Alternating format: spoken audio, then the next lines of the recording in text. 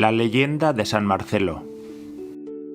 Una leyenda es una narración popular que cuenta un hecho que pudo ser real, adornado con elementos fantásticos o maravillosos. Cuando a un marcillense le hablas de San Marcelo, seguramente no se le ocurre pensar en el santo que, procedente de León, fue martirizado en África allá por el siglo IV.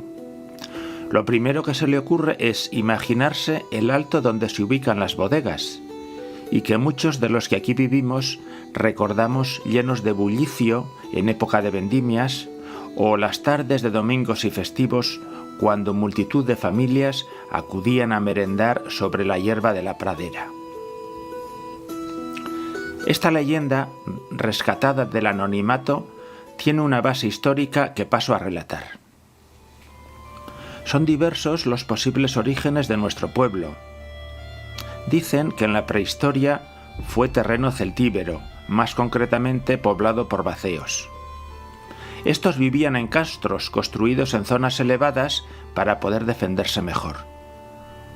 Por tanto, los primeros pobladores de nuestro pueblo debieron asentarse en la zona más alta del municipio, en el Pago del Payerno, que es donde ahora se encuentran lo que denominamos bodegas.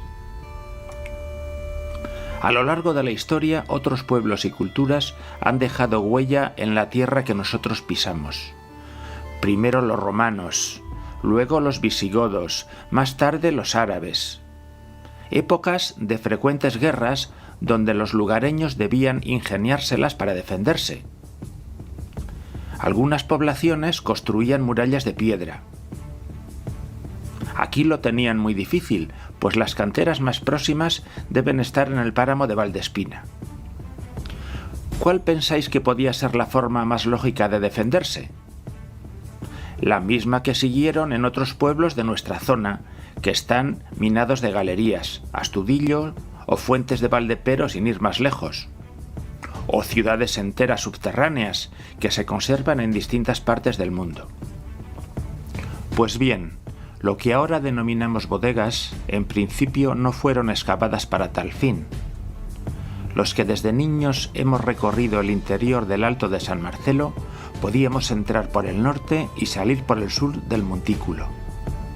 Si observamos, muchas de las cuevas que se conservan están separadas de la contigua por una pared de adobe. En la mía se puede comprobar fácilmente.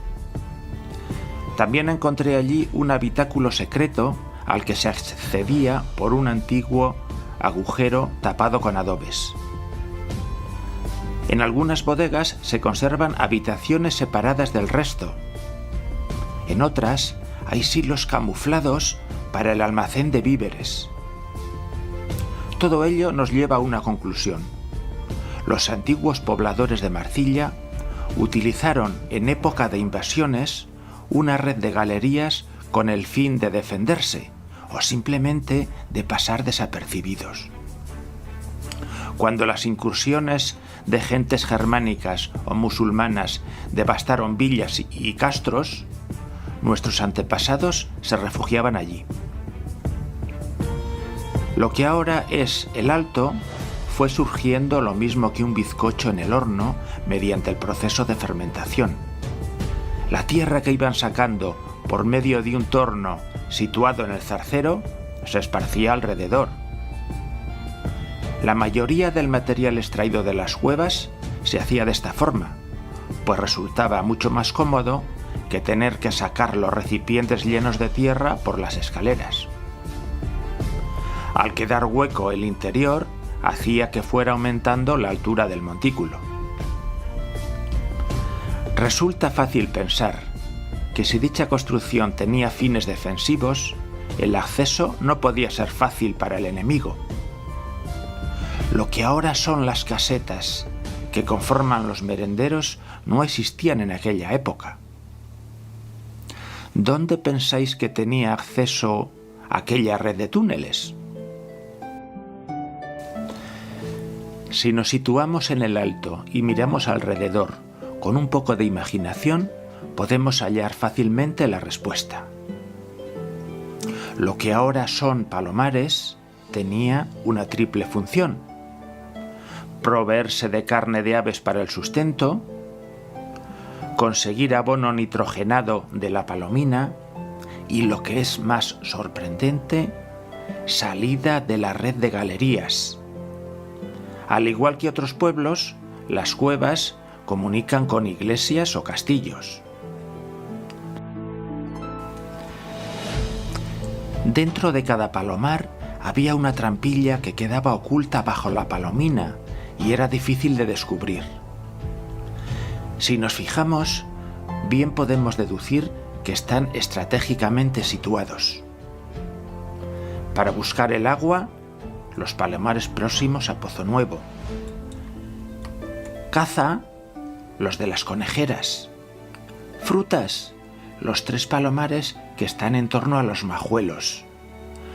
Y todo tipo de alimentos por el resto de palomares que circundan el Alto y que muchos hemos visto desaparecer.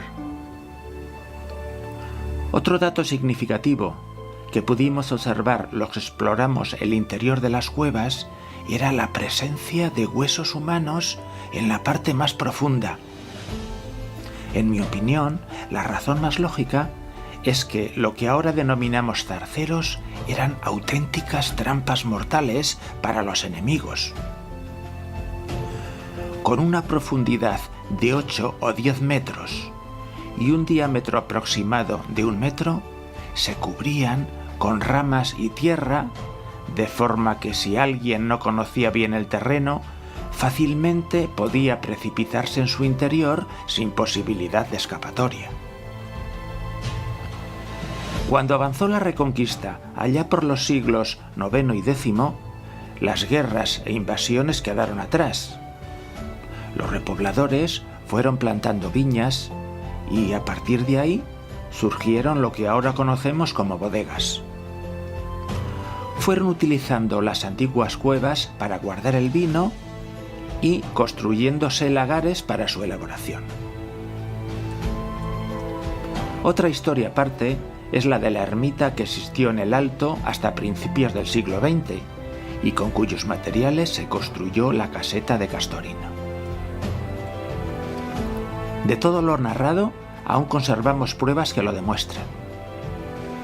Es responsabilidad nuestra mantener el legado de nuestros antepasados que durante generaciones trabajaron duramente para construir el Alto de San Marcelo.